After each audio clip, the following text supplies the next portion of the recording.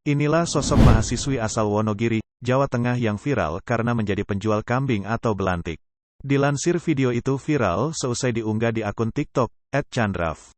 Diketahui sosok mahasiswi itu bernama Chandra Dwi Febriani atau akrab disapa Yaya.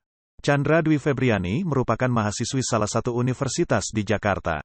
Ia kembali ke Wonogiri dan berjualan kambing selama perkuliahan daring. Selama 1,5 tahun ini, Chandra Dwi Febriani berjualan kambing di pasar dekat rumahnya. Chandra Dwi Febriani mengaku harus membagi waktunya antara kuliah dan kerja. Pandai-pandai membagi waktunya, memang susah bagi waktunya, jadi, harus disesuaikan. Dia dapat berjualan kambing karena sosok ayahnya yang sudah lebih dulu jadi belantik kambing dan sapi. Hingga kini, ia bisa berjualan kambing sendiri selama masih belajar secara daring di Wonogiri.